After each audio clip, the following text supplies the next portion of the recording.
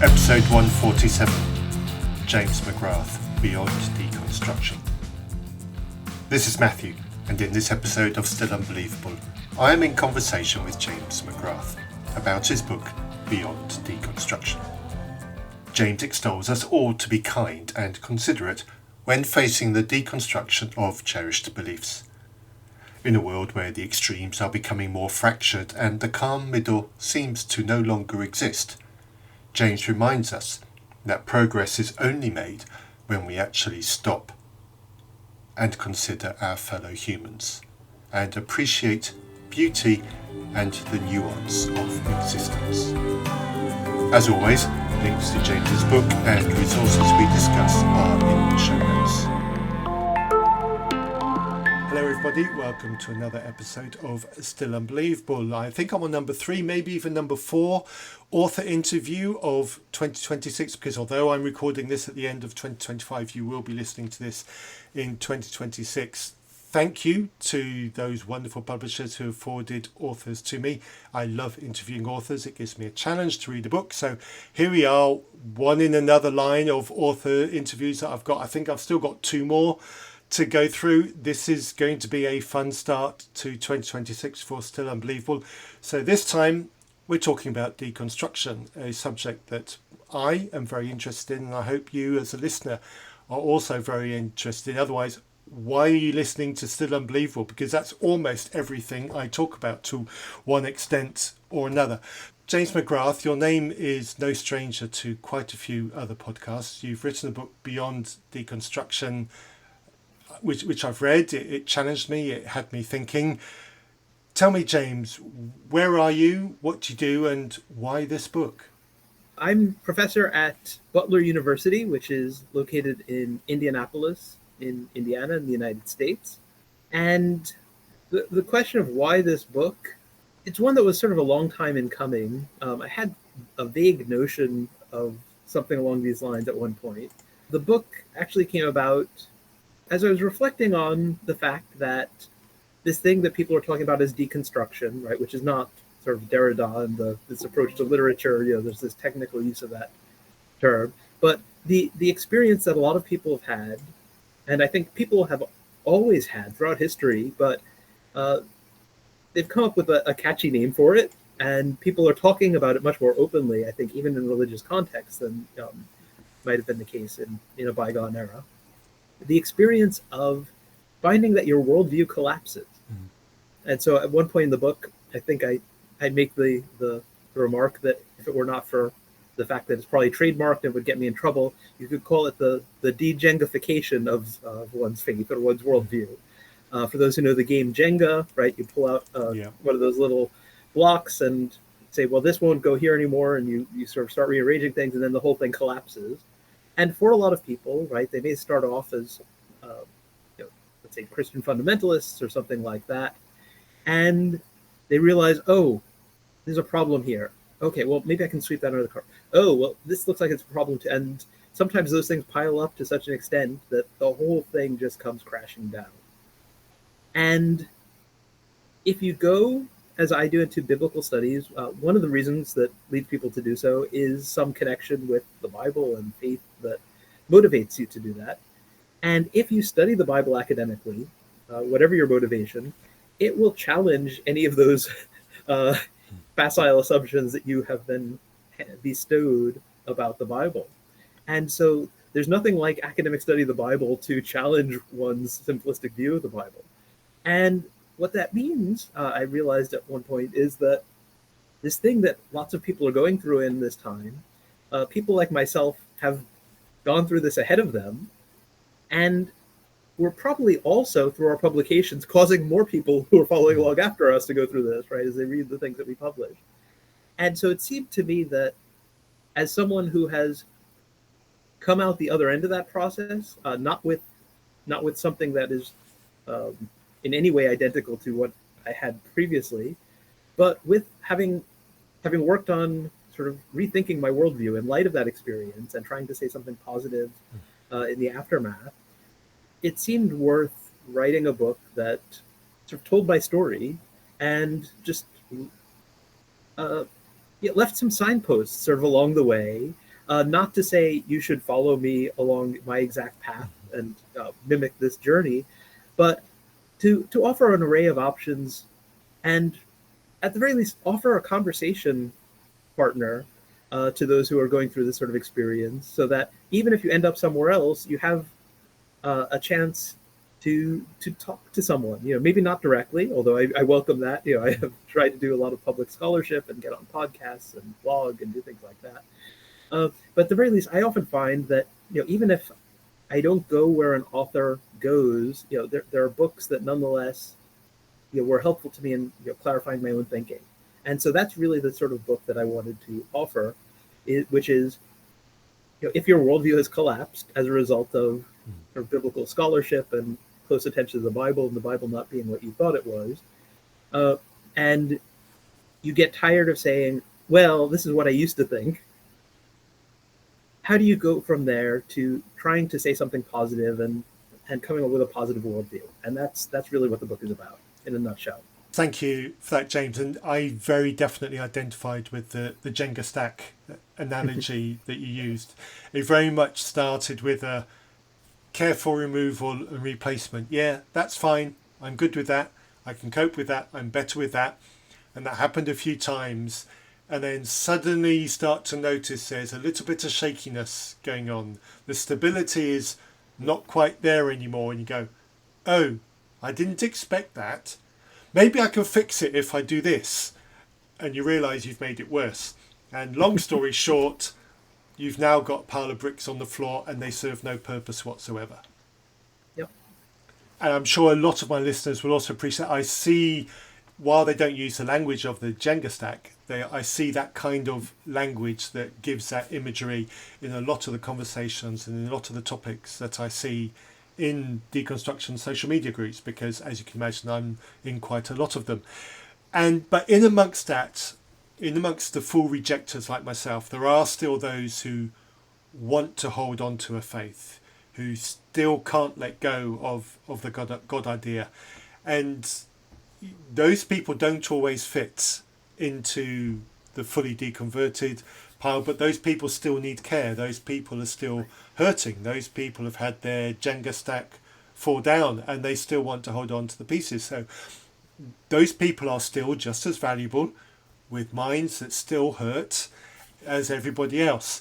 And I got the feeling reading your book that your book is primarily aimed at those, but is not exclusively aimed at those. Have I judged that right? Yes, I mean, that I think sums it up nicely. Yeah. What I did like about your book is you were gentle in your book. There was none of the fundamentalist language that has caused a lot of the harm that I see, a lot of the harm that I experienced in my own childhood. And that was really refreshing. I really appreciated that. There was no, this is the right thing to believe. You really did go gently, explained what you accepted, what you thought, but by no means did you say this is absolutely categorically the right answer. And you did give opportunities for other avenues, and you did encourage exploration, and you did encourage questioning. I genuinely appreciated that. I thought that was a nice tone to take and a refreshing tone to take. And I think it's a tone that those who are deconstructing, whether they're in the middle of the journey or whether they're already out the other end, will appreciate, because there is a lot of risk in this world of deconstruction of two sides embattling each other and each side using affirmative language which gives no ground for nuance. I know I'm guilty of that. Sometimes I do it intentionally, sometimes maybe not, but that is, and you very purposely said, hold on guys, we're hurting both sides, let's be calm about this. So, but that's also a brave road to take. So I guess, why did you take that tone? I mean, most of it is just that it reflects my own journey. But I've been doing the public internet scholarship probably longer than most. There are certainly some people who have been doing it longer than I have, but when I say that I've been blogging for a long time, that dates me in and of itself, right? Yes, Yes, if I said I was on Substack, you'd be like, oh, he's a relative newcomer, but the blogging thing, most would say we're past the heyday of blogging. But I was one of the early sort of adopters of the blog, and the blog actually provided me, right, at a time when I was still trying to figure out what I think, but also what do I dare to say publicly about things that I'm wrestling with and thinking through. It gave me a space where, initially when you start blogging, unless you're already famous for some other reason, nobody's listening, right? And by the time people are actually noticing that you are saying these things public, you've probably either made the thing go away because you realized it was a bad idea, or you have become comfortable talking about these things a bit more openly. And so that both just by virtue of the nature of that platform, but also as an introvert who might not do this quite so readily, certainly not with strangers on the in one first meeting in person, it provided an opportunity to work through some of these things. At that point, I found myself at Butler University, which is not a religiously affiliated institution, right? So it's a secular private university, but it's not one that's hostile to religiosity either. And so I didn't feel like there was any pressure to say anything. I felt like maybe for the first time in my life, in my career, I felt like I can say what I think and just be open and honest about those things. And I realized that if I had found myself in a different context, that probably would have killed any sort of positive relationship to this tradition that I was wrestling with, because I think that anyone who finds themselves in a context in which they cannot be honest about what they think, that's detrimental to your sort of your mental well-being, and if one can use the phrase, one's spiritual well-being, right? Whatever one might mean by that, to one's inner life, to one's just to one's well-being overall, I think. And so as I've done the public scholarship, right, I've had lots of conversations with everything from religious fundamentalists who oftentimes I find I can be at least somewhat gentle with them because like that, I might have been there at one point, right? And how would I have responded to someone arguing what I'm arguing now if that was me back then, right? On the other hand, I've encountered people who would categorize themselves as atheists, who oftentimes seem like a mirror image of that kind of fundamentalism. And so certainly one reason why I've written the book is not necessarily to keep people in some particular form of religiosity or things like that, but whether they identify with some religion or with no religion, or as agnostic or atheist or anything else, to not just be sort of a pendulum swing away from what they were, right? This was absolute truth. Now I've got the absolute truth over here in this other tradition, or that thing was entirely bad. I've had the opportunity to interact, with both the sort of the types of viewpoints that were sometimes labeled as the new atheists, right? But what I found really much more, compelling and challenging and thought-provoking was interacting with, philosophers and others who would say, there's a lot that my worldview has inherited from the cultural influence of Christianity, and there's lots there I can appreciate. I don't believe in its God anymore, and that's engaging, and not an all or nothing sort of approach that is clearly dismissing some things that are a positive legacy, and trying to exemplify that, right? Trying to do what I do honestly, right? I work in biblical scholarship, and one thing I had to decide was, am I going to accept the conclusions of of this sort of research? Is my worldview going to adjust to the results of historical study, of scientific study, of whatever as it is, or am I going to try to force things to fit with some predetermined outlook? And eventually decided that just honesty seemed to me the best policy, and wanting to exemplify that is what really matters to me. Not that people align with any particular viewpoint that I have or draw the same conclusion. I've been doing this for long enough to be sure that I'm bound to be wrong about some things. Yeah. And so what I really want is for a bunch of honest people exploring like I am to challenge me where they think I'm wrong. And if I think they're wrong, listen to me and what I have to say. And maybe one of us will persuade the other. Maybe we'll both realize we were wrong and there's some other option. But whatever comes out of this, it will be something positive, right? And that this journey of exploration, right, of learning, of growing all across our lives until the day we die, is never done, and will never exhaust what is it's possible to know, and will never answer all the questions that we would ideally love to know the answers to. And so doing it in a gentle, friendly, honest, collaborative way is the thing that for me is sort of paramount in all of this. Thank you, James. I liked your analogy of the pendulum.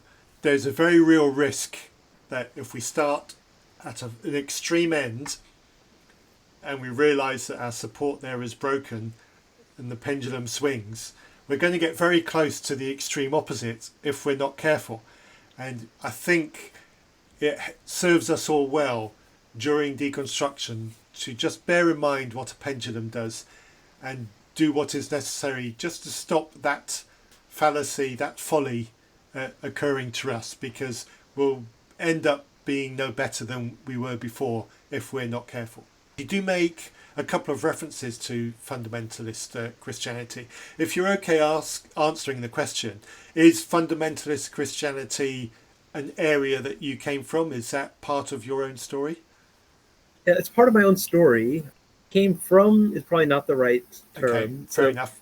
I grew up Catholic, and that was the sort of context that I found myself in. And it was around the time I went through confirmation, right? It's supposed to be this moment when sort of the faith becomes your own. There's talk of the bestowal of the Holy Spirit and things like that. Didn't feel any different afterwards, and so that was a major factor. And so that sort of got me onto a sort of a seeker phase, I guess you could call it, and was looking for something that sort of felt real. The next stage on the journey really was encountering, getting very into music and encountering what nowadays we would call contemporary Christian music. And hearing people sing about their faith in a way that sounded real to me. And so a friend invited me to a concert at her church. I had been wrestling with a lot of things. I had a father who was an alcoholic. My mother had died, various things.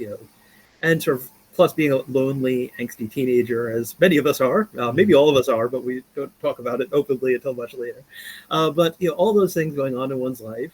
And so went to the service the day after the concert, which was Saturday evening, and just sort of called out to God and surrendered and said, I don't know what your way of living is, but my way of living isn't working, and so whatever your way is, I want to try it. And had this sense of peace come over me. And in many ways, a classic born-again experience. And this was a Pentecostal church, which was a tradition that I stayed in very briefly, sort of after that. But that was sort of the one that mediated that kind of experience. And that's what led to me studying the Bible and doing the things that I did. But certainly once you get into that sort of context of evangelicalism, especially if you do so in the United States, then something that can be categorized as fundamentalism is going to be part of that story. It's very fortunate to me that I went and volunteered on some children's camps in Ireland. Had somebody in the church who had done this in the summer, and then I met some other Christians from around the UK who were from a variety of denominations, but also a different cultural context. And they were asking me questions like, "Are you a Calvinist or an Arminian?" And I'm like, "A what or a what?" And so it was clear that there's this diversity in Christianity, and even in this sort of broadly construed form of Christianity, right? There are denominational differences, other things. And so that led to me wanting to study in a different cultural environment and in a not denominationally affiliated environment. And there's less of that in the United States. And so ended up studying in the UK. And I think that too is one of the reasons why I've been able to maintain sort of a not the I sort of either or type of thing. As you're probably aware, while there are plenty of things it can be criticized for, British evangelicalism doesn't have quite the narrowness and tends to not go to some of the extremes that American fundamentalism does. Would you say that's a fair categorization? I think it is a fair. It's Overall, generally, yeah. It's highly ironic that literally only today I saw a social media post in one of the private groups I'm part of, based in the UK, about an evangelical experience, and I had to go and double check to make sure that it wasn't from America. So those really extreme fundamentalists do exist, but yes. they are not the norm. Right. I've encountered some of those, so I'm aware of it as well. I just think they're much more typical. Yes. But yeah, in general, what you've said is right. I think the British Christian is more nuanced and more middle of the road than what we see from America. Yeah.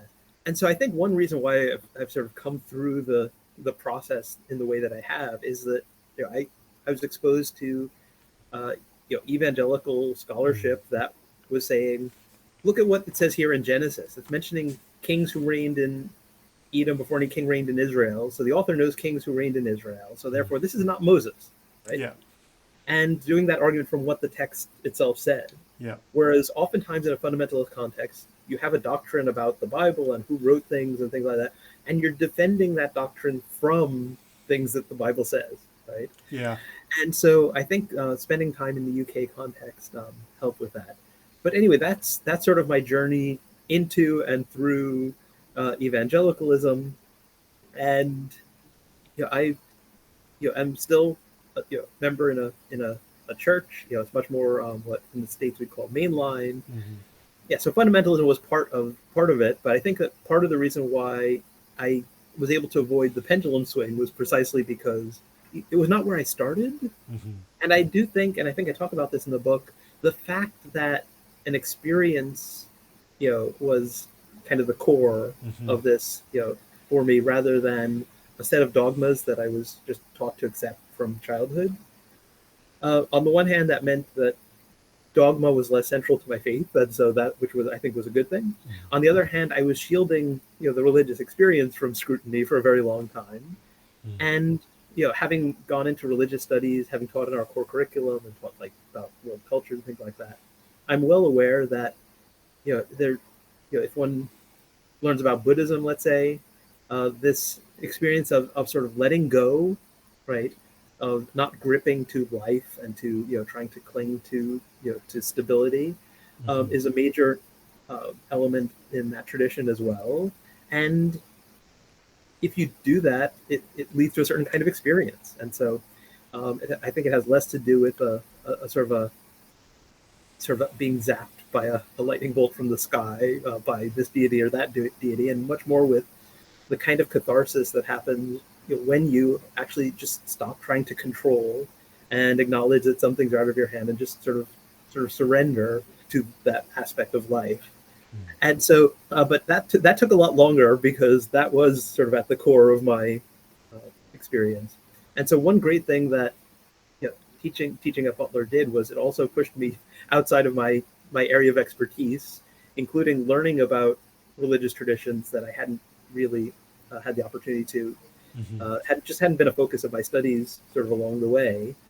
And yeah, that too played an important role, I think, in getting me to where I am now. Okay, thank you. This has just occurred to me. It's not in the notes that you got sent, but it's occurred to me in terms of what you were just saying. Are you familiar with the gentleman David Jenkins, who was the Bishop of Durham in the UK in around about the late 80s? Do you know who I mean? And the controversy that he triggered. So to put some context to that, I was a missionary kid in Zambia through my formative years. So I was indoctrinated with a very literalist, fundamentalist Christianity and had no appreciation of any other forms of reasonable Christianity outside of that. So imagine me as an 18-year-old arriving in the UK, fresh from a country that was my upbringing, into my homeland, because I am British with a passport, but a homeland with which I had very little familiarity, very little church traditions. Found myself going to a Methodist church because it happened to be round the corner from the digs that I was living in 1988, 89, whenever it was. And I'd barely been in the UK a year when David Jenkins hit the headlines with his "The resurrection is metaphorical, it never really happened, Jesus lives because he lives in our hearts" kind of thing, and the whole thing that threw up. And then the very next Sunday I go to church, and the minister at the church I'm going to affirms that David Jenkins is factually correct. So you can kind of imagine what went through my mind. So I'm just wondering what you make of that kind of scenario, because me as an 18-year-old, I was completely ill-equipped to be able to handle that situation that I found myself in. Yeah, well, thank you for sharing that. And yeah, it's and feel free to ask any question. It doesn't have to be something that I was warned about. Happy for the conversation to go wherever it leads us. I often start something, whether it's a writing project or a class, thinking I know where it's going to go. And when it doesn't end up there, usually that's because it ended up someplace that was even more fun to go and along the way. So yeah, I mean, a lot of what I've written and published is, reflects either me working through things of that sort, or me trying to address, some of those things, right? Because I think one thing that's the reason why it was just such a shock to is that this is the sort of thing that it was not a new idea, right, for theologians to be discussing.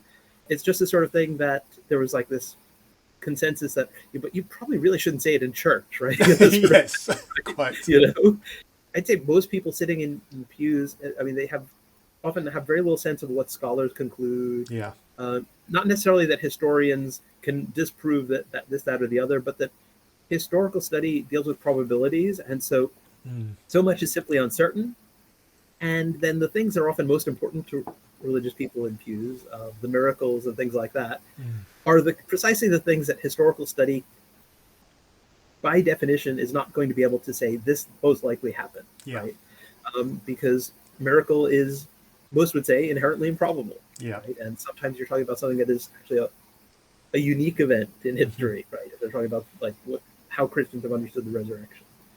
But even if historical study could, right? I mean, imagine somebody going around saying, repent and believe that Jesus probably rose from the dead. That's not a very effective and satisfying message certainly for most fundamentalists. No, but that's the best. That's the best case scenario for history, is probably right.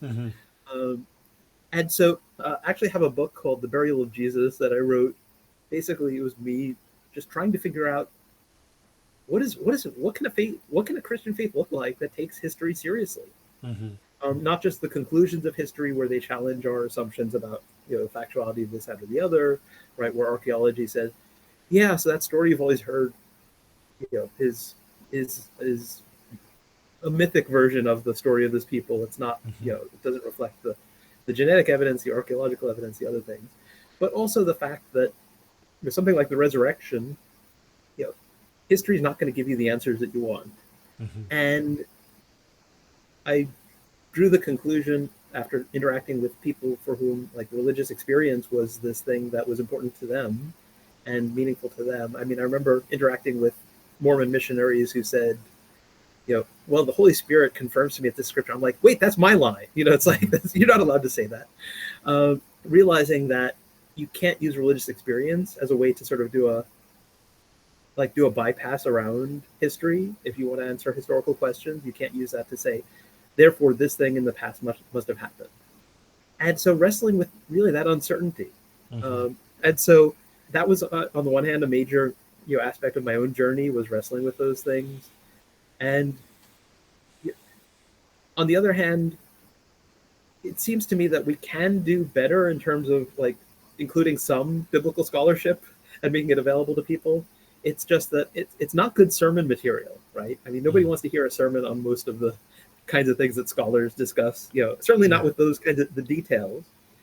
But on the other hand, Sunday school teachers usually have not had the training that the minister has. And so they don't, and so some of my books and my public scholarship has been an attempt to address those kinds of things and say, can we disseminate this in a way that helps people see that it can change their beliefs, but it doesn't necessarily need to be something that they view as incompatible with, some sort of religious, tradition or belonging or anything like that.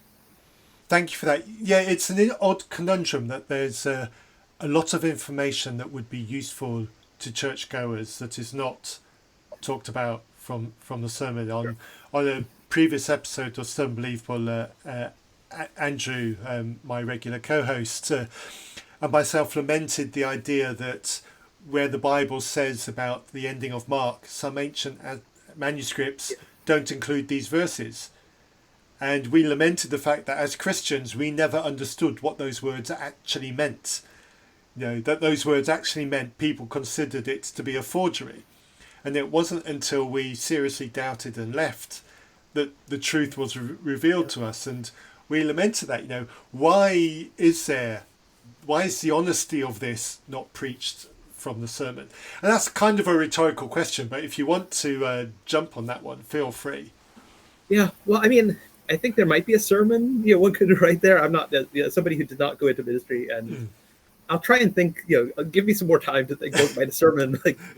But I was actually, we were I teach a Sunday school class at my church, and we were working through the Gospel of Mark, and so, last, not this past Sunday, but the Sunday before that, we were actually in the ending of Mark, and we had gotten up to, they said nothing to anyone for they were afraid the time before.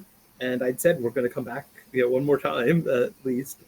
And so I said, so did we reach the ending of Mark last time or didn't we? And talked about the differences between manuscripts and why did these things get added. And all of that is, I think that there's this self-fulfilling prophecy, as it were, in a lot of forms of Christianity. I think even some of the more liberal and moderate versions, but particularly in fundamentalism, where you say, ordinary people can't handle this, it will shake their faith. We need to give them something simpler and more concrete and more, just black and white. And so that's what you give people. And then when they start looking at the footnotes in their Bible, they have a crisis of faith that presumably it's not necessary to have, right? If you are actually open and honest about these things, encouraging people to look at footnotes and so on and so forth. But it's if you have that sort of faith, that won't be as dogmatic. Right? Yes, you'll have to be open to saying, well, this is how I understand this, and it may be possible to understand it differently, and we may both agree on what this text means, but what if that's not in the original manuscripts? And this Bible we're reading in English is a translation, and in some places the footnotes will tell us that something may not be in the manuscripts, but there are a lot of manuscripts, and not every verse in an English translation has a footnote about some of the difficulty. And even just being aware of that, I think all people have a tendency to prefer, certainty. Yeah. And that's why oftentimes we go from one sort of fundamentalism to another. And there's something appealing about that, right? This is the only product you ever need, right? This is good marketing, right? Yeah. This is what people will do. And saying, another detergent will probably serve your needs just as well as this one will. Yes. But we'd really like you to buy ours, and here's why. That's that doesn't work as a commercial as effectively, right? But I'd like to believe that even when you're marketing laundry detergent, but especially if you have a worldview that involves answers to big questions or things that you're committed to and values, and actually training people in the ability to be uncomfortable with be comfortable with uncertainty is something that's necessary for growth and for maturity and for honesty. Thank you for that. I've had several guests who have been very free with their criticism of fundamentalist Christianity. I'm free with my criticism of fundamentalist Christianity. And in your book, you also, I was going to say take pot shots. That's not really an accurate description of what you do. You give fair critique and deserved critique of the flawed and the failures of fundamentalist Christianity. So it is fair to critique fundamentalist Christianity negatively. And one of the things where it is flawed is this idea of certainty. It teaches, preaches and encourages absolutism and certainty. And the problem with that is when we're wrong about something, we never know what it is that we're wrong about, because if we did know what we were wrong about, we'd fix it.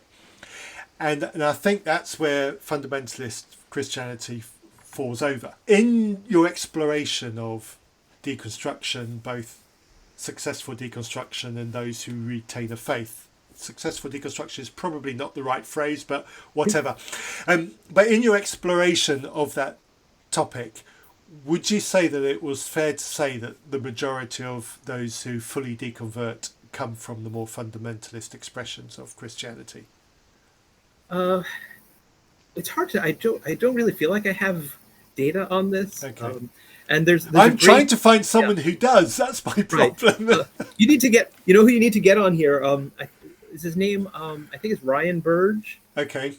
Has this website that's data about religion and these kinds of things, and like who are the nuns and why do some nuns, people who say they have no religion also, that they believe in God. Why do some atheists also do that, which is really weird, and these kind of. And so he's somebody who works with data, right. And he'd probably be a great guest.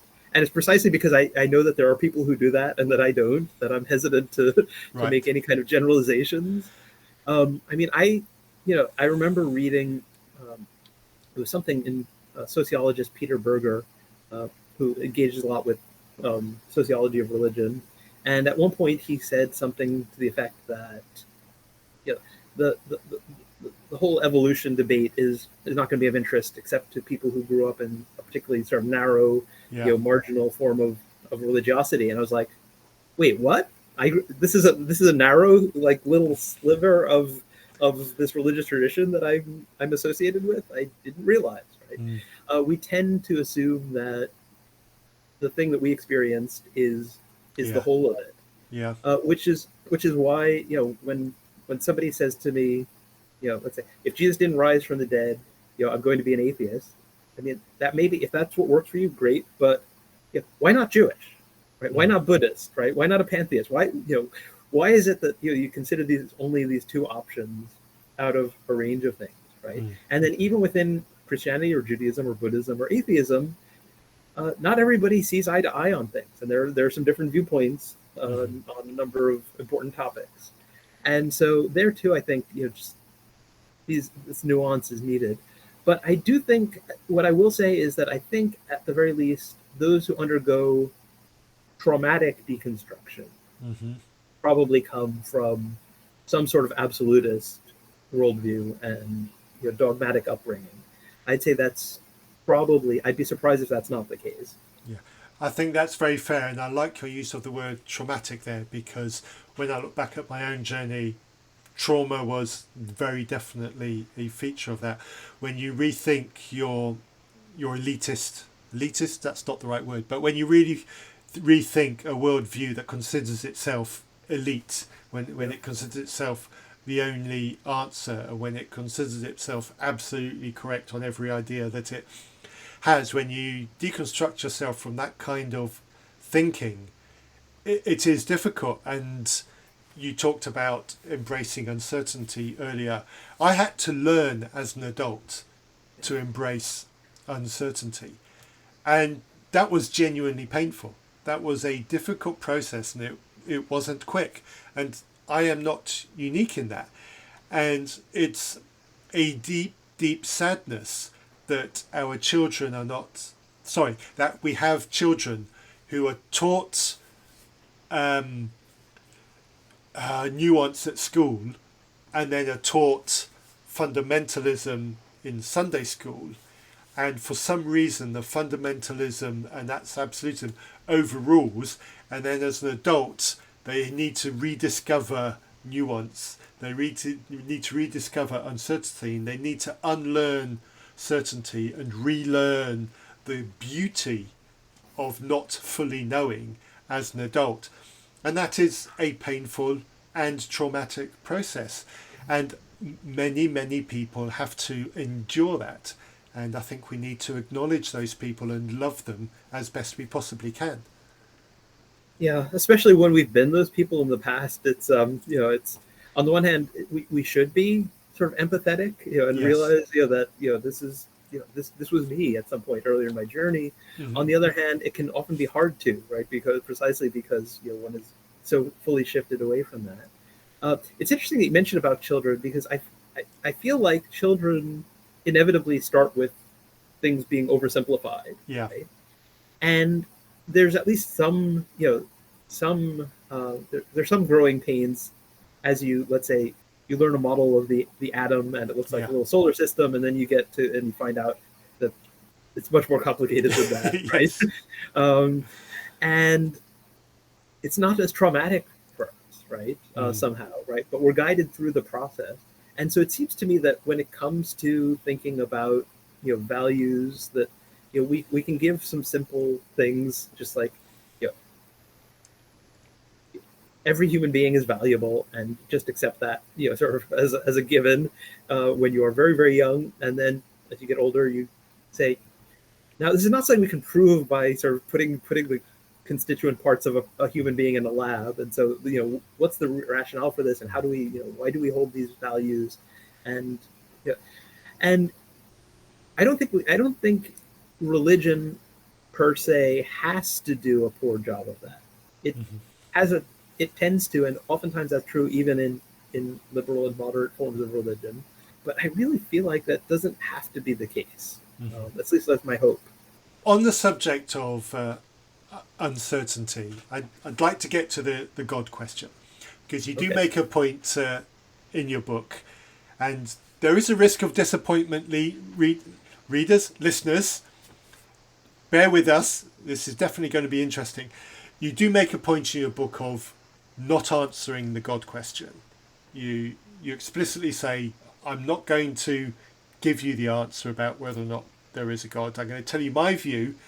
Your view is your view, and I'm not going to tell you how to differentiate. Why did you avoid the existence of God question in your book and instead move to what you do with your position? I don't know if that's the way I'd want to express sort of what I say in the book and what my viewpoint is. On the one hand, I start off by saying, I'm going to put the God question aside, but skip ahead if that's where where you need to start. But I say that the God question has become a non-issue for me because I think it's essentially beyond question. And this is where some of your listeners probably will be like, wait, and stopping it and already writing the angry comments. Hopefully they're listening to me say this long enough for me to say, stay with us, listeners. Stay with us. It'll be worth it. Stay with us.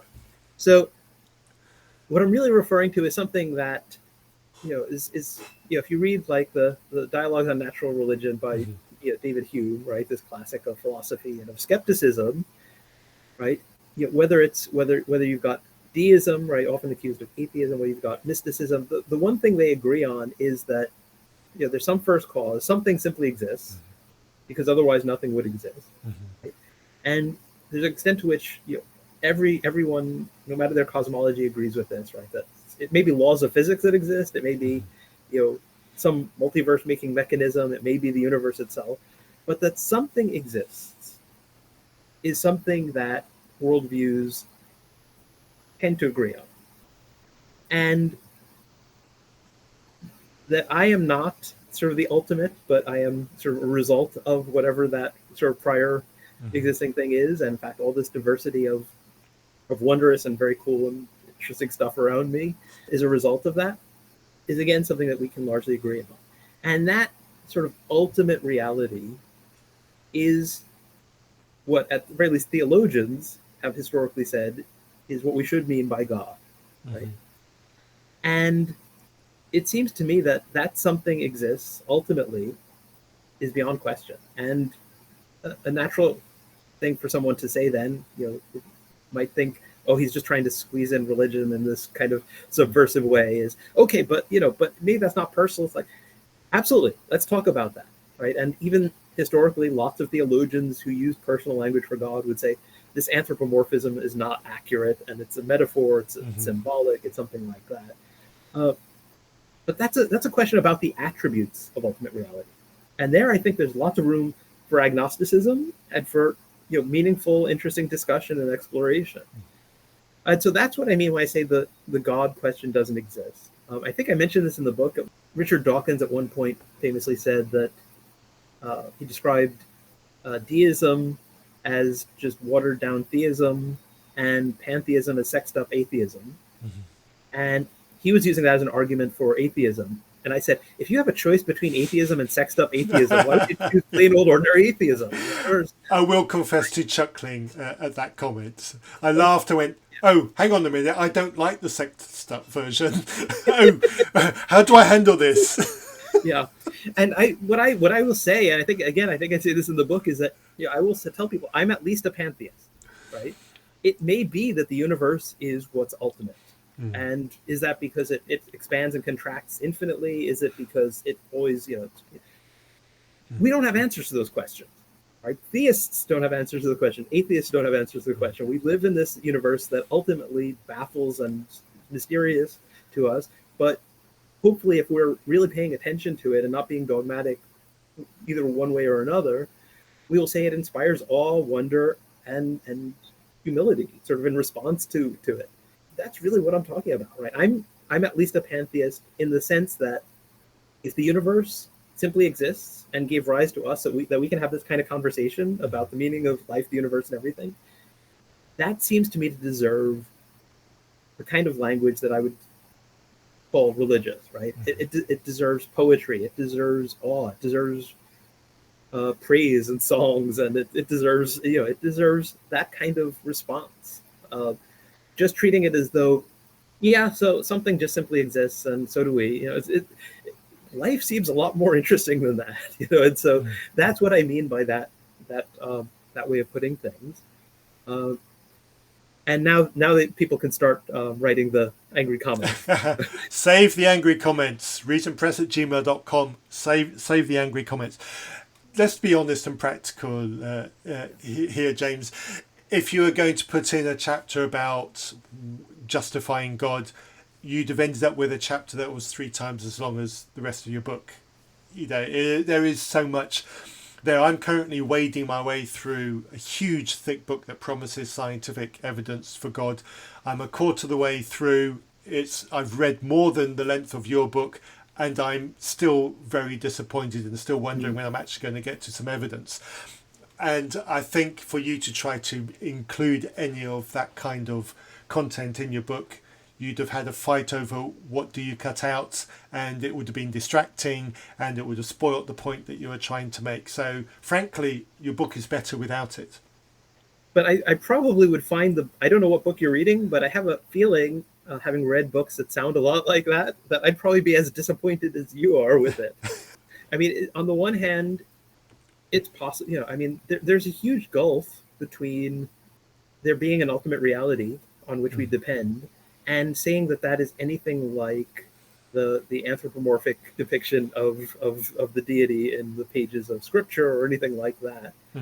And I have no interest in trying to go there. Like I'm not even, it's not just sort of a strategic omission on my part to avoid the book being unwieldily long or something like that. It seems to me that across traditions that recognize and accept that there is this ultimate reality and that awe and wonder are appropriate responses to it, beyond that, there's a lot of different language that is used, sometimes shaped by different traditions of symbol and culture and things like that. Sometimes dogmatically defining themselves over against one another because it's like, oh no, our metaphor is much better than your metaphor and things like that. And I did that for a while. One of the reasons I pursued the studies I did was hoping to get the answers, and discovering that when you realize that and become convinced that any description of a deity, right, that you can put into a nice package of doctrines and things like that, is going to be an idol. It's going to be a human construction that doesn't do justice and fall short of the ultimate reality, whatever that ultimate reality is like. Then spending a lot of time trying to do that. There's a lot of fascinating writing in theology, right? So I will say that. But trying to sort of argue that in the kind of book I was writing, I don't think it just would have made the book longer. But I think that ultimately that's something that can come along later, right? You explore what are the metaphors? What are the modes? What kinds of stories do you want to tell, right? To give symbolic expression to how you understand your place in the universe.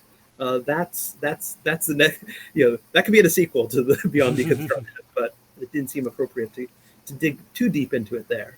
Okay, thank you, James. Feels to me like there's a little bit of a dichotomy, maybe a contradiction. That's possibly too strong a word, but at some point when you're going to study theology, take an interest in discovering the attributes of God, at some point in that you have to have a certain amount of certainty that there is a God to study. But at the same time, we've talked about embracing uncertainty, that the study of theology is, by at its very nature, an uncertain activity. So you don't know what you're going to find. You don't know if what you're going to find is the truth. Where is the balance between certainty in the existence of a God, whatever that certainty is rested on, and the uncertainty of what that God is, what that God encompasses, who that God is, what that God does? Where is the balance, and where is the handshake, and where is the contradiction between those two? Yeah. So if you adopt the sort of view that I do, right, which often we'll use the label panentheism, which just means that sort of everything that exists, the ultimate layer of it all is what we mean by God, right? The ultimate reality. On the one hand, theology is just is pictures and pointers and it's symbolic language. There's going to be a lot more that we need to take into account from science, right? Mm-hmm. Looking at the telescope images from deep space and things like that. Recognizing as well that often what they're giving us are color spectrums that our eyes would not see, and so what it's showing is not what we might see if we were actually out there. Yeah. But it's still wonderful and it's awe-inspiring. And one of the things that I think shows up the shortcomings of fundamentalist faith and fundamentalist religiosity is that it finds scientific discovery a threat, right? When there's so much there that really should fill us with awe and wonder and excitement that it's like, we're still only scratching the surface of this universe we inhabit, and we don't know that whether this universe is just one of many universes, and there's so many things we don't know. But however much we scratch the surface, that little bit of digging is getting us a little bit deeper and should be enriching and informing our exploration.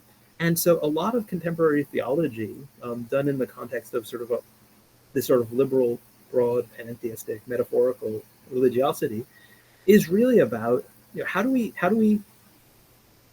take the symbols that are meaningful to us, right? There's a theologian, Paul Tillich, who emphasizes this, that you can't just invent a symbol and have people like feel something, right?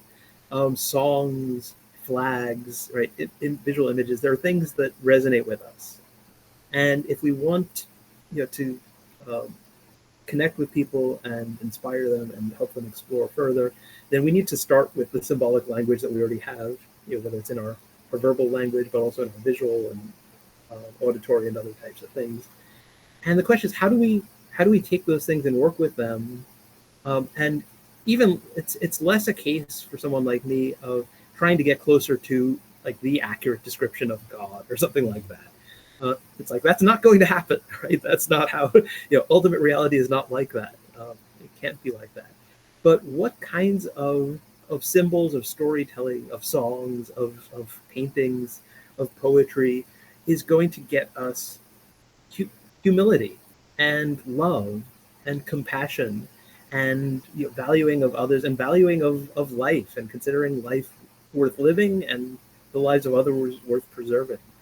And so just as one can approach the Bible like hoping for certainty, but you can also, whether because it's the only way of doing it or because you've actually been shaped by a different sort of tradition, you can actually study it just excited that it's like, these texts are really interesting and they're ancient and they're cool and they're important to a lot of people, but what a lot of people are doing with them is, on the one hand, kind of weird, but also often distorts them as much as it clarifies them.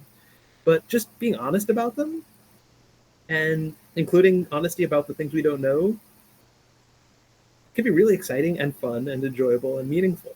And I think the same is true with theology, that if you approach it looking for definitive answers, and you come into it thinking, well, I'm going to be the one who's going to figure out how to reconcile these two apparently contradictory things that my faith tells me I should believe, you're going to have a life of frustration. I mean, not that it can't be very satisfying to try. I know, having tried, and did find it satisfying to try, but ultimately I've left that behind for a totally different approach to theology, which is about symbolism, it's about poetry, it's about metaphor, it's about recognizing that the mystery of existence, things that are ultimate, including ultimate values and our commitments, require metaphor and poetry and non-literal language. And one reason why I think this is important is precisely because, right, theologian Paul Tillich, who I mentioned earlier, emphasizes that when we don't keep our focus on the ultimate, and recognize that we're all part of something bigger, then we tend to substitute something smaller, and that can be a nation, right, and you get nationalism, but can also be a religion, right? My religion is right and yours is wrong, and these texts that include love your enemy. This text is inerrant, therefore I'm going to fight you, and it's like produces this paradox, which, and not all paradox is necessarily bad, but anyway, we can get into that if you want. But it seems to me that when we put our focus on the less than ultimate, right? That's Tillich says that's what's really inherent in idolatry. That's when society breaks down, when we fail to see that these people who use different metaphors, right, who might be emphasizing more what we don't know than the attempt to use symbolic language to talk about it, may actually ultimately have much more in common, and at the very least share a common humanity that should be more important to us than our dogmas. Thank you. So on the opposite end of dogma, because we're both united that dogma and certainty is a folly, which I think is a word that you use at some point in your book. It certainly can lead to wrong-headedness. At the opposite end of that, you've got ultimate uncertainty with almost no knowledge at all. I imagine that from a motivational perspective, if you take the view that you can't know anything with any certainty at all, well then what's the point in studying this anyway? And that can probably be an extreme demotivator. So it feels like the best place is somewhere between the two. Is there a perfect place, or is the perfect place whatever level of uncertainty we're prepared to cope with? Yeah, I mean, I don't think there's a perfect, I certainly don't want to say that, the in between, two extremes is always the best place to be, right? That's, yeah. I mean, if you're talking about the extremes of, hate versus love, swinging more in the direction of love could be a good thing, right? And so it's not as though falling somewhere in the middle is always inherently good, no matter what we're talking about. But when it comes to absolute certainty and absolute uncertainty, it seems to me that unless we're dogmatically committed to one or the other, then if we look closely at evidence, we'll see that some things we can and should feel reasonably confident about. Mm-hmm. Not absolutely certain necessarily, but reasonably certain. Sufficiently certain that we can act on that conviction, right? Yeah. And being able to, on the one hand, recognize that, and on the other hand, recognize that not everything is like that. Mm-hmm. That's that sort of balance point, right? Recognizing that there are some things about which we'd have to say, I can't say anything meaningful about this.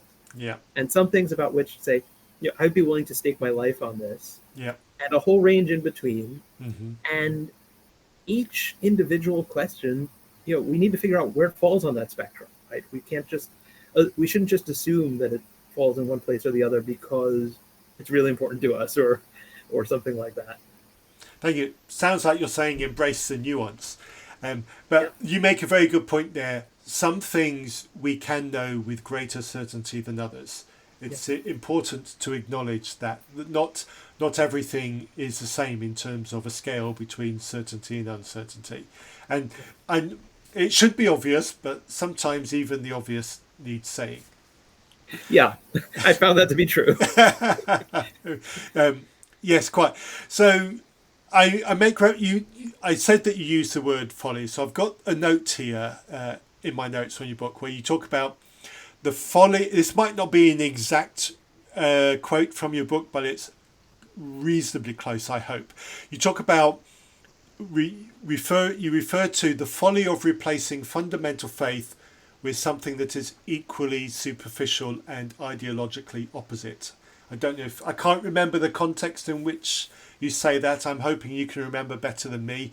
I'm just wondering, while you don't specifically identify it, I'm just wondering what you're referring to there, or whether you are being nuanced in that language. Yeah, I mean, I'm thinking of, again, the rhetoric of some of the new atheists, right? Mm-hmm. And they were not all, sort of speaking in the same way about things, but someone who says, like, all religion is always harmful all the time, right? Mm-hmm. I had this terrible experience of it. I was lied to, or there was this kind of thing going on in that context. There was abuse of power. There was this. There was that. The other, and therefore, I mean, it's just such a sweeping statement. Yeah. Right?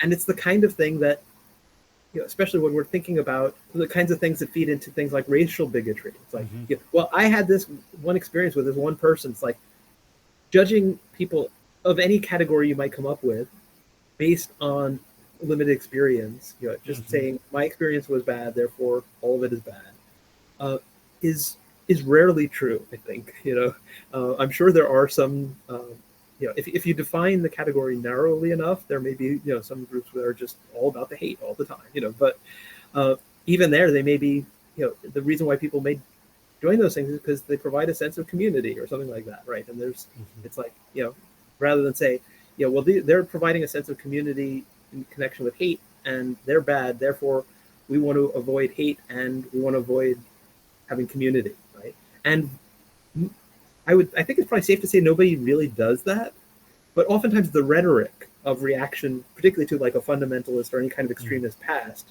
is to say it was all bad, right? And I think the fact that there have been things like, and again, it's another place where I wish I had more data to know how common these kinds of things are, but the popularity among at least some atheists of, what some have called atheist churches, but also things like Unitarian Universalists, where it's like, yeah, no, you can be an atheist and you're perfectly welcome here. A friend of mine, who's a member of the clergy, said that, and he thinks that Unitarian Universalists will appreciate this too, but that a Unitarian Universalist is someone who believes in at most one God. And yeah, so anyway, but we want community, and usually, I mean, I think it's just much healthier to realize that in the bricks that collapsed around us, in that edifice that we inhabited, there are probably some things there that are worth keeping, right? Yeah. And that are not, that could be useful again, right? It's to avoid either just looking for another house, and this one promises that it's going to give you all the answers, and then you discover it too is a human construct, or just saying, oh, houses are bad, right? Because I had one that collapsed. Right? Yeah. We never managed to do without a worldview, and so being selective, being aware that in some details we may want to say, this is something I will not compromise on this. I am committed to this, and there are plenty of other things where we should be not at all dogmatic and recognizing, and taking a close look at each one, and always being open to examine even the ones that are sort of near and dear to our hearts. For some very strange reason, I had a picture in my head of somebody marketing jigsaw puzzles where every single one had a piece missing. Read into that what what you will. That's got to be the ultimate frustration. Anyway, James, you did say a very important word just then. You said community, and you dedicate the ending of your book to something that I wish more books that wrote about this would commit multiple pages to, and that is community. We should not only seek community, but we should offer community. We should be community to people on all levels of this journey, whether on the journey or not. because it's by community that we are better people, and it's by community that we better people. Why was it important to you to write about community? Because I think the reason why we have this much more honest exploration of different types of faith and of non-faith and of worldview, construction and deconstruction, reconstruction, and all these different things, however one wants to talk about them. Yeah. The reason why we have this happening, honestly, is because people are managing to connect. And I think the internet has allowed, you just get a few people who are talking about their experience, and other people who might have otherwise in the past felt isolated and said, nobody's going through what I'm going through. Nobody sees the problems with this the way I see them, can find others, right? And so the internet, on the one hand, has created some wonderful opportunities for community. It also has created some communities for, sort of alternative facts and conspiracy theories and things. So community, like most things, can be something that works towards good or ill. But we need connection. Right, and we need, the only way we're going to get as close to the truth as we possibly can is by interacting with others, not just who will affirm everything that we think all the time, but who will pay us the kindness of saying, I think you're wrong about that. Maybe it's not a question of, right or wrong about a point of doctrine or belief or history or something else like that, but that wasn't very kind of you, and to think, I should work on that. I have a penchant for sarcasm, and I don't always manage to keep it in check, but I probably do so more because some people have told me about what it feels like when I don't do so. And so, I mean, both for that reason, right, that we need that, and that it helps us as we seek to do this honest exploration. One individual sitting on their own thinking, we might persuade ourselves of all kinds of things. Right, and it's only when we bump up against reality, including the reality that other people bring to the table, that we can get sort of hopefully closer to the truth and get beyond our own assumptions, and the way they might constrain us and limit us. I think community is also important, and like in-person community is important, because when there's something going on locally, the fact that we have a strong online community, right? They might sign a petition, but that's not going to carry the same weight as just even a handful of people showing up and carrying signs or doing whatever it is that might make a difference in that local place, right? And so I found online community to be rich and meaningful and wonderful in so many ways. I try to encourage in the book, though, as well, to not just have that. And I think even if we're encouraged by online community, if we think we're alone, like in our own local place, there's still something very discouraging about that. Yeah.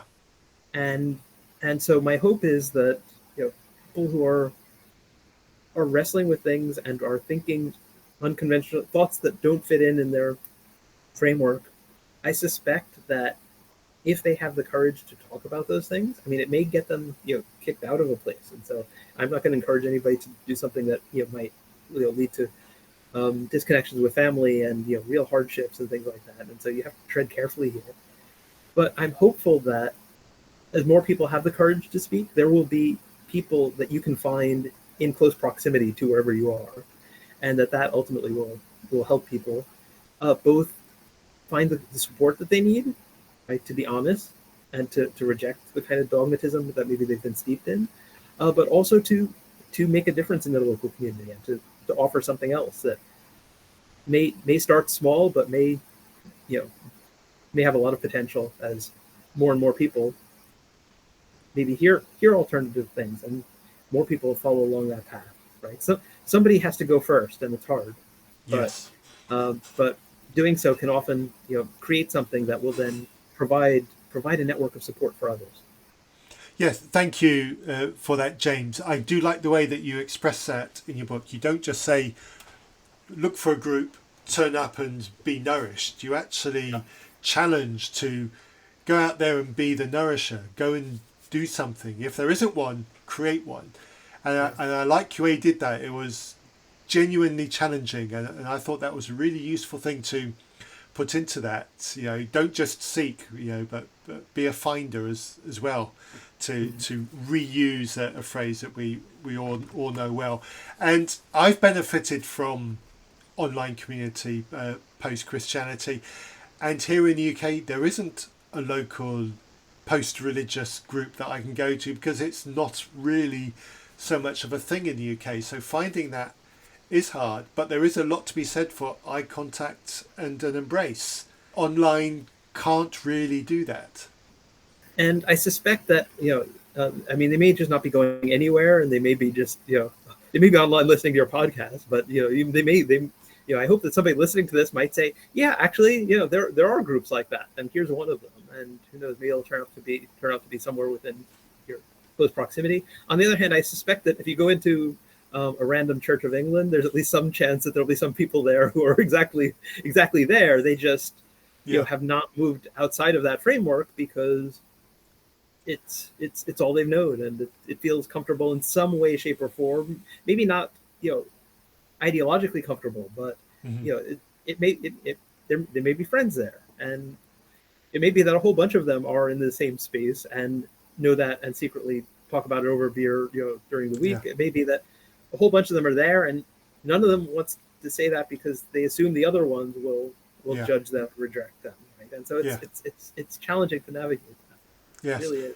And word to my listeners, if you are somebody who's not a Christian but is comfortable in a Christian environment because that's where you've been before, it's okay to not believe and still go to church because you like the community. You might enjoy the coffee afterwards. There might be people you enjoy seeing every week, and this is the most convenient way you can go and see a group of you together.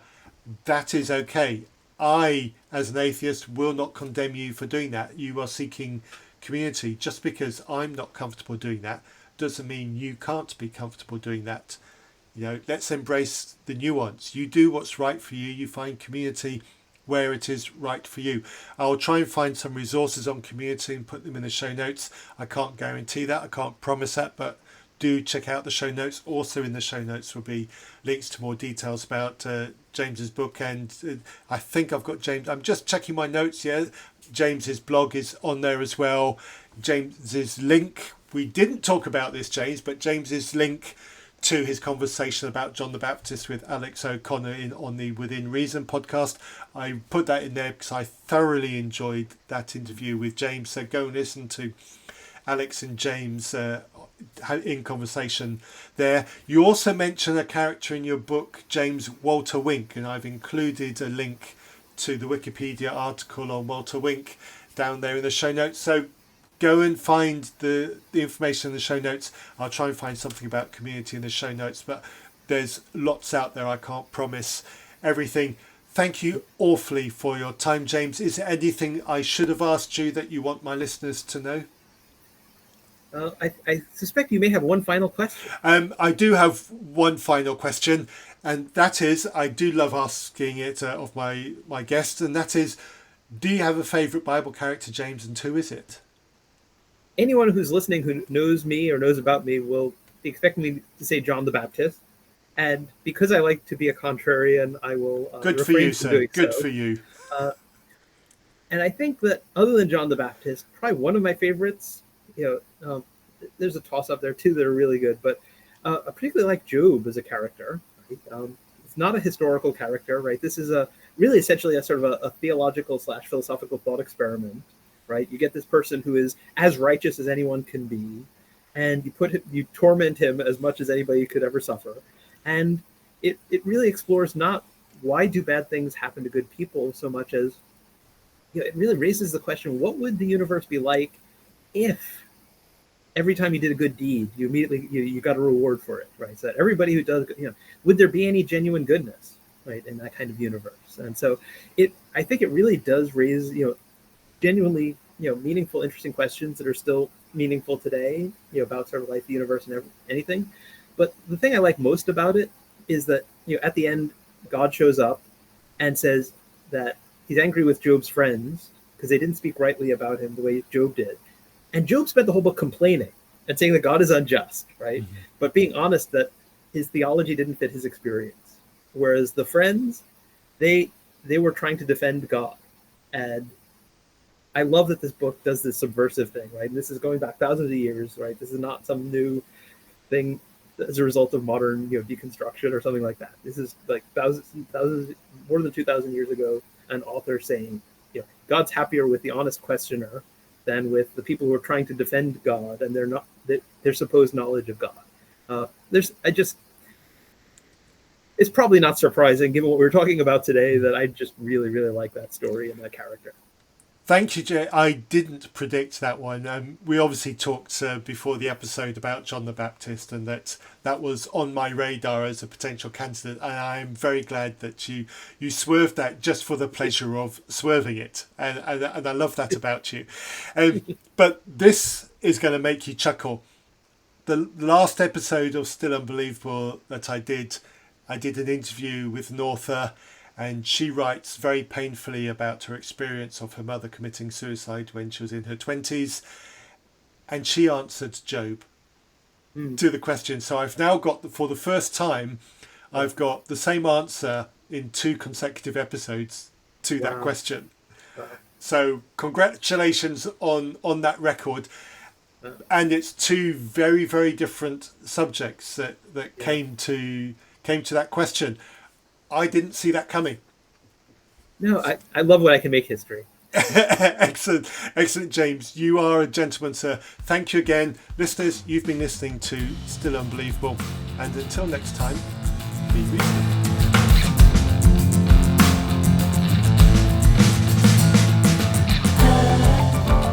You have been listening to a podcast from Reason Press. Do you have any thoughts on what you've just heard? Do you have a topic that you would like us to cover? Please send all feedback to reasonpress@gmail.com. You might even appear on an episode. Our theme music was written for us by Holly. To hear more of her music, see the links in our show notes.